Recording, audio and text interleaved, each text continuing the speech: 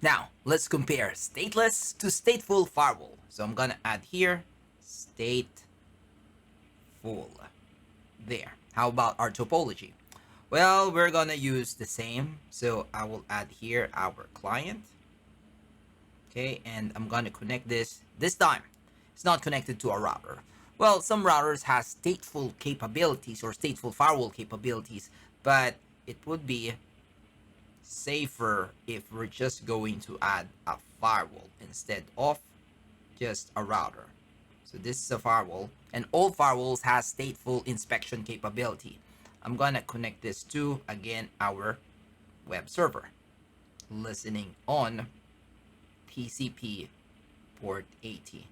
We're gonna use the same network information. This server will also be listening to port 192.168.10.11.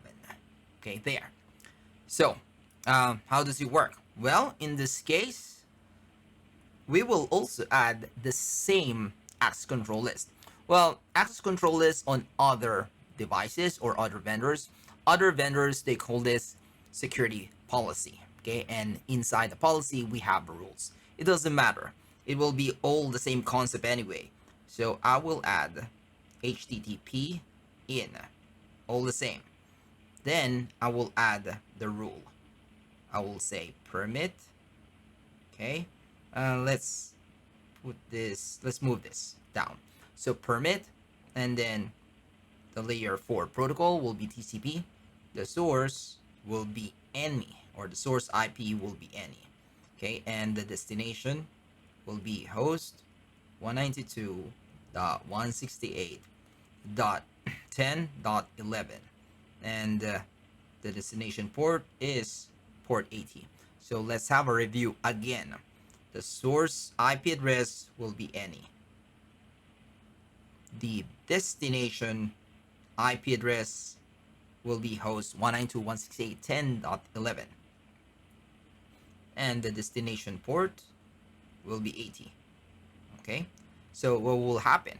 Well, the client, hold on, before I do that, the HTTP in will be applied to this interface with the direction of inbound, same as what we did in the stateless firewall. And I will also assign the interfaces ETH0 and ETH1. Okay, so what will happen is the inbound traffic will be allowed. So this is SYN initiated by the client to our web server listening on TCP port 80. How about the return traffic? Now take note, okay, since this is a stateful firewall, it's not only performing the packet inspection, analyze the state of each packet, it also allow the return traffic, in this case SYN ACK, from the server back to the client. It does this by temporarily adding this rule so that it can build the session. Okay, now when the session has been closed, it will remove this rule. So this is a static rule, and this is kept in our configuration, while the return rule is automated. It will temporarily allowed, but when the session closes, it will automatically be removed as well. So I will just gonna highlight here.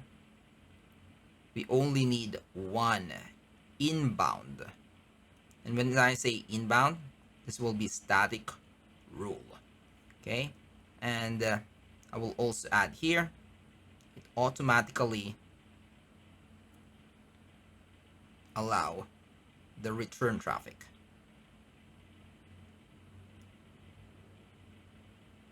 This is how it builds the session. Now, let me move these. All right, as I need a space just below our firewall.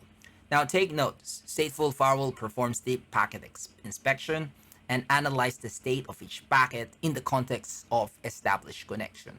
Take note, this is the established connection, and it does deep packet inspection. Now, what do you mean?